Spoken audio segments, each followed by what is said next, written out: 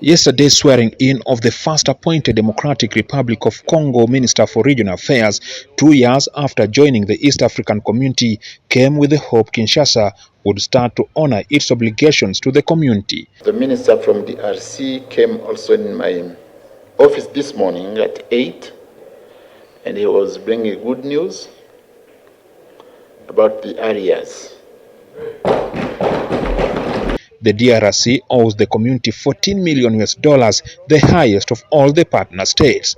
Although the East African Community Treaty provides for English as the only official language of the East African community, East African Legislative Assembly members allowed the Friday swearing in of Didier Mazenga Mokanzu, a French speaker, in the hope of the arrears being paid. I speak French, huh? Jambo. However, since then, there has been no word about the payment of the arrears at today's special sitting of East African Legislative Assembly, which was called to approve the adjusted $114 million budget for the community for the financial year 2024-2025. Just for purposes of the record, we would want to hear from the Council of Ministers what's the status, how much has arrived. Delays in remittances by the partner states is a thorny matter at the East African Community headquarters in Arusha and is cited for crippling the smooth implementation of the planned activities, with the EALA and East African Court of Justice suffering victim due to a shortage in finances. East African Legislative Assembly representatives on Thursday called for sanctions against partner states who fail to fulfill their obligations, or a call for them to voluntarily quit the community. Some of them are saying we better be in SADC than being in the EAC. Then what are you doing? What are you waiting? Get out. You know, get out now. Today, EALA members received a message indicating that no payment had been made by the DRC. They had to solve some internal issues, and I think they have managed to do that. And they are not leaving this region. And I want to advise that do not try to create a situation where somebody will try to take wrong decisions. I had a very precise conversation with both the minister and the ambassador, who is a permanent representative to the EAC.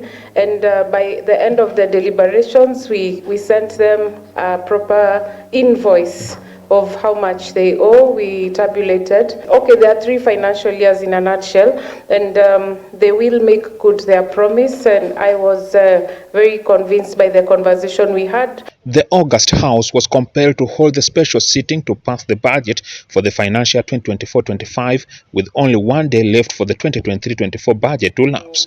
To improve peace and security in the build-up to the EAC political confederation.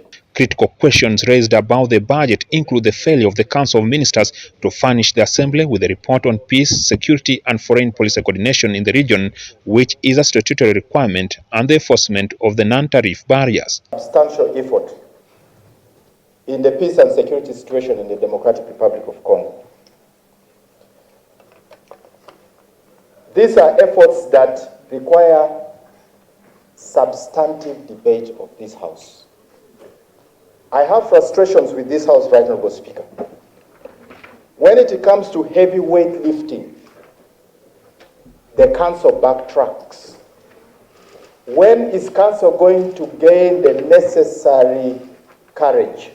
Most important aspect of why we are here is the question of peace. We know why our community collapsed at first. It was because the areas of peace are lacking an ingredient on how do we solve peace. We also want to design a mechanism of peace and conflict resolution and issues of mediation. They are going to be a central pillar for us to achieve what we want. Right Honourable Speaker, as a committee, we have asked for the progress of the President Uhuru Muigai Kenyatta initiatives.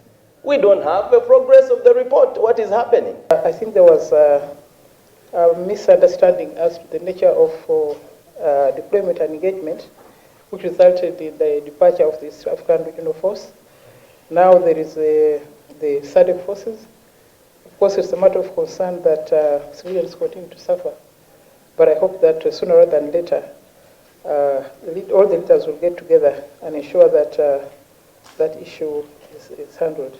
Though assurances have been given about the commitment of the Democratic Republic of Congo to the East African community, its clearance among the members of the East African Legislative Assembly will only be upon the payment of the arrears it owes the community. Jackson Onyango, NTV, in Arusha, Tanzania.